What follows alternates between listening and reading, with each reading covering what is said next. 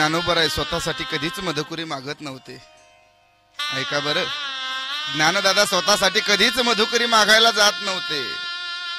निवृत्तीनाथ दादासाठी सुद्धा नाही, सोपन काकासाठी सुद्धा नाही. मग माझ्या मुक्ताईला भूक लागली हो.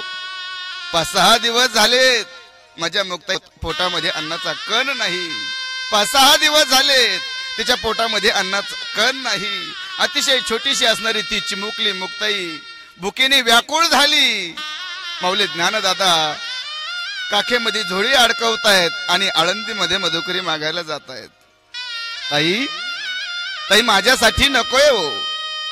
ताई माझ्या दादासाठी सुद्धा नकोय. ताई माझ्या काकासाठी सुद्धा नकोय. माझ्या बहिणीसाठी द्याल का? माझ्या मुक्ताईसाठी द्याल का? घरामधून आवाज यायचा, पुढच्या घरी निघून जा. माऊली ज्ञानदादानं खाली मान घालावी आणि पुढच्या घरी निघावं. पुन्हा त्या ठिकाणी अपेक्षा करावी, ताई, ताई माझ्यासाठी नकोय. ताई माझ्या दादासाठी सुद्धा नकोय. ताई माझ्या काकासाठी सुद्धा नकोय. आम्हालाही भूक लागते, आमच्यासाठी देऊच नका गड्या, आम्हाला देऊच नका. माझ्या मुक्ताईसाठी द्या, माझ्या बहिणीसाठी द्या. अर्ध्या कवयना भाकरीचं पीठ मला द्या, अर्ध्या कवयना भाकरीचं पीठ मला द्या. पुन्हा घरामधून आवाज यायचा, संन्याशाची कार्टे आहोत, बाटलो, पुढच्या घरी निघून जा. माऊली ज्ञानदादाने खाली मान घालावी आणि पुढच्या घरी निघून जावं. ताई, ताई आम्हाला देऊच नका गड्या, माझ्या दादाला सुद्धा नकोय, माझ्या काकाला सुद्धा नकोय, माझ्या काकाला सुद्धा नकोय. माझ्या बहिणीसाठी द्याल का? माझ्या मुक्ताईसाठी द्याल का? अर्ध्या का बहिणा भाकरीचं पीठ मला द्या. तुमचे उपकार कधी विसरणार नाही, तुमचे उपकार कधी विसरणार नाही.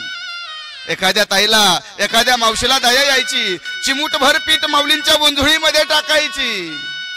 माऊलींच्या चेहऱ्यावरती हास्य उमलायचं. जाऊ द्या, नका का मला मिळेना, जाऊ द्या नका का माझ्या दादाला मिळेना, जाऊ द्या नका का माझ्या काकाला मिळेना, पण माझ्या मुक्ताईची भूक भागेल, माझ्या मुक्ताईचं पोट भरेल. माऊली ज्ञानदादाने काखेमध्ये झोळी अडकावी आणि सिद्ध बेटाच्या रस्त्याला लागलेले असायचे. पण चित्र असं विचित्र होतं गड्या. समोरून विसोबासाठी अडवा यायचा. का रे ज्ञाना, म्हटलं होतं ना तुला गावात यायचं नाहीस, कशाला आलास गावात?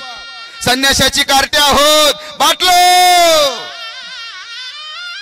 माऊली ज्ञानदादांना हात जोडून विनंती करावी, काका, काका माझ्यासाठी नव्हतो आलो बघा काका, काका माझ्या दादासाठी सुद्धा नव्हतो आलो बघा काका, काका माझ्या काकासाठी सुद्धा नव्हतो आलो बघा काका.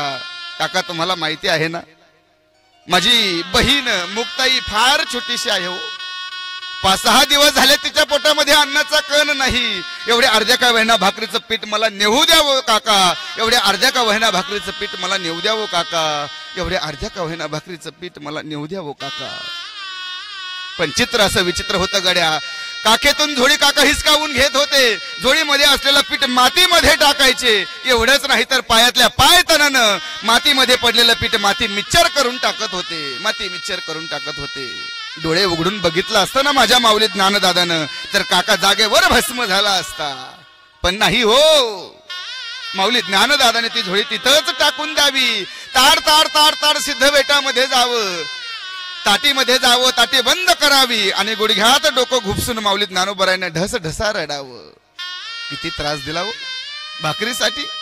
नाहीच गड्या, शूद्र सुद्धा माणूस भाकरीसाठी त्रास देऊ शकत नाही. किती त्रास दिला भाकरीसाठी. नाही गड्या, नाही, एवढा त्रास कोणी देऊ शकत नाही.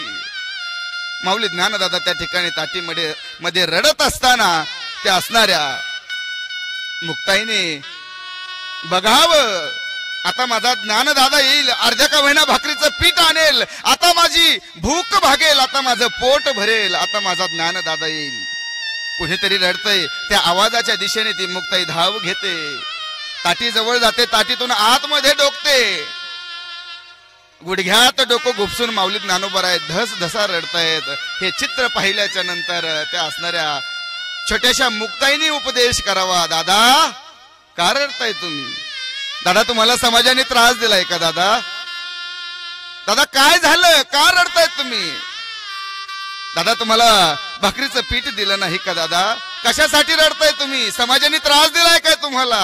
अहो दादा, या असणाऱ्या समाजाने आपल्याला त्रासच द्यायचं ठरवलेलं आहे ना. आपल्याला त्रासाशिवाय काय देऊ शकतात हो हे लोक, काय देऊ शकतात.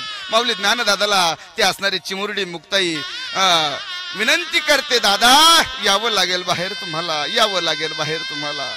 मिथ्या कल्पना मागे सारा, ताटी उघडा ज्ञानेश्वरा.